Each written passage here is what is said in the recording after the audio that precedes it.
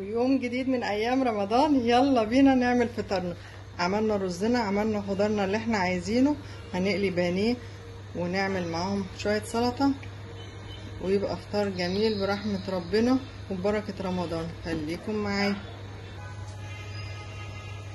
استنى زيتنا سخن خالص. حطينا البانيه بتاعنا، هنحط البانيه وهو سخن ونوطي عليه.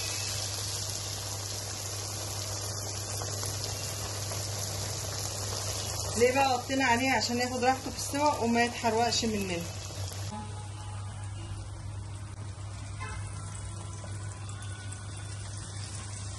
البانيه ده انا مفرزاه في الفريزر، هنزل لكم الطريقه في فيديو تاني، بس بيبقى جميل بعد كده، بيبقى سهل جدا في اي وقت تحبي تعملي، في اي وقت هتلاقيه جاهز تحت ايدك، مش هتستني تتبلي او ما عندكيش حد يروح يجيب لك وهكذا.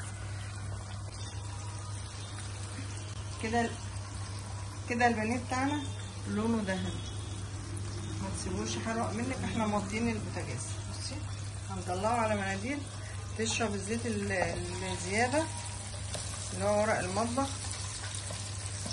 وبعدين ما يشرب زيته في الورق ده نحطه في الصينيه او في السيرفيس اللي هتقدمي فيه. وده شكل البانيه النهائي بتاعنا.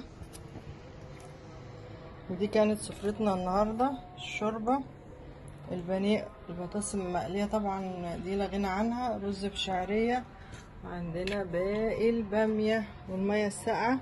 وعدى يوم جديد علينا من ايام رمضان برحمه ربنا وبركه رمضان، وينعاد علينا وعليكم رمضان بالخير، وكل سنه وانتم طيبين.